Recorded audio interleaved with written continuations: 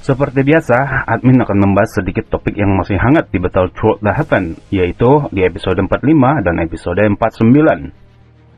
Buat kalian yang sudah menonton episode yang admin sebutkan, tentu sudah tahu plot ceritanya. Daripada banyak omong, mari kita bahas.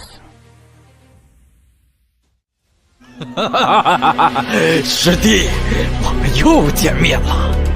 韩风，你竟然没死！你所赐，萧炎，唯有将你碎尸万段，方能解我心头之恨。 Di episode 45, Han Feng sudah mati dibunuh oleh Xiaoyan dan rohnya telah diambil oleh Hall of Soul. Sementara di episode 49, Yao Lao juga meragukan kematian Han Feng. Meskipun di episode ini digambarkan Han Feng telah benar-benar mati. Pertanyaannya, benarkah Han Feng sudah mati? Jawabannya tidak. Han Feng masih hidup meskipun dalam bentuk roh seperti Yao Lao dan saat ini berada di Hall of Soul. Nah, untuk membuktikan jika Han Feng masih hidup, kita bisa baca novelnya di chapter 859 sampai 860. Namun, jika kita menunggu sampai tayang, sepertinya itu masih lama. Karena donghuanya saat ini di episode terakhir tayangnya itu 57 jika disamakan dengan novelnya. Masih di chapter 700-an, masih lumayan jauh ke chapter 860. Di chapter 859, ketika Xiaoyan sudah kembali dari kekaisaran Jamak dan berada di wilayah sudut hitam untuk merebut air liur transformasi tubuh Bodhisatta yang jatuh ke tangan iblis tua Ying San saat di pelelangan. Sementara pemilik sebelumnya, Mo Tianxin, pemimpin sekte Kaisar Hitam juga ingin merebut kembali air liur transformasi tubuh Bodhisatta itu. Dan percakapan antara Mo Tianxin dan Xiaoyan pun terjadi. Tuan Yansao, aku berasumsi kamu telah datang ke sini untuk menargetkan air liur transformasi tubuh Bodhisatta, bukan? Bagaimana dengan ini? Kita berdua dapat bergandengan tangan untuk menangani Ying San. Jika kita mendapatkannya, sekte Kaisar Hitam pun tidak akan mengambilnya, namun kamu harus memberikan Zhong Breaking Pill padaku. Xiaoyan seolah-olah berpikir keras atas saran Mo Tianxin, namun hatinya dipenuhi dengan tawa dingin.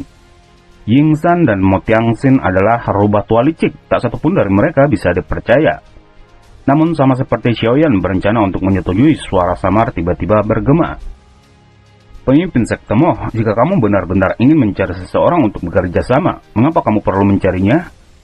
Bukankah lembah api iblisku adalah pilihan yang terbaik? Ekspresi dari semua orang yang hadir berubah ketika mendengar suara ini. Tatapan mereka segera bergerak, lebih dari 10 sinar cahaya bergegas dari langit. Orang yang memimpin mereka secara mengejutkan adalah orang misterius berjubah abu-abu. Di belakangnya, tetua pertama Fang Yan. Mata Xiaoyan terkunci kuat pada orang berjubah abu-abu sejak mereka muncul. Sekarang karena mereka sedekat ini, perasaan agrab dan gelap yang diberikan orang ini sangat padat. Mengapa? Apakah pemimpin Xiao merasakan perasaan yang sangat akrab? Tawa lebat yang dipenuhi dengan niat membunuh dipancarkan dari bawah jubah abu-abu di depan mata Xiaoyan. Beberapa saat kemudian, dia membuka jubahnya dan menampilkan wajahnya. Ini benar-benar kamu?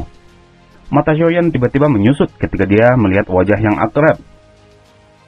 Han Feng saat ini jelas muncul sedikit lebih tua dibanding saat itu. Matanya yang melototi Xiaoyan dipenuhi dengan kepuasan yang tebal. Jika bukan karena Xiaoyan saat itu, dia terus bisa mendominasi wilayah sudut hitam. Pada akhirnya, tidak hanya dia kehilangan posisi yang sangat dia cari, tetapi dia juga berakhir dengan nasib yang menyedihkan karena rohnya berpisah dengan tubuh fisiknya.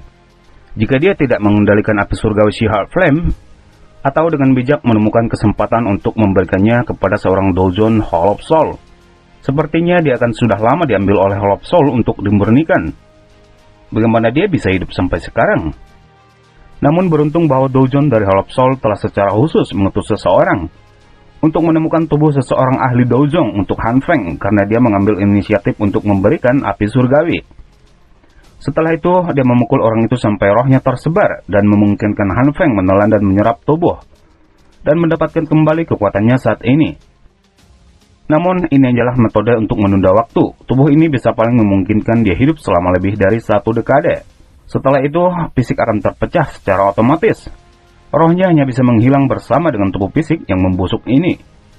Dia tidak akan lagi memiliki kesempatan untuk melarikan diri hidup-hidup. Selama hari sisa hidupnya sebelum memasuki 1 dekade, keburukan dan niat membunuh untuk Xiaoyan, orang yang telah mengubahnya dengan cara ini, secara bertahap melonjak ke tingkat yang menakutkan. Oleh karena itu, dia bergegas ke wilayah sudut hitam. Jika bukan karena dia telah berjanji pada lembah api iblis untuk merebut air liur transformasi tubuh selama perjalanannya, dia mungkin akan langsung menyerang gerbang Xiao untuk membunuh semua orang di dalamnya dan melampiaskan kebencian di dalam hatinya. Disinilah bukti Han Feng belum mati. Sepertinya bakalan ada babak kedua pertarungan Xiaoyan melawan Han Feng. Namun, ini masih lama jika dilihat dari chapternya.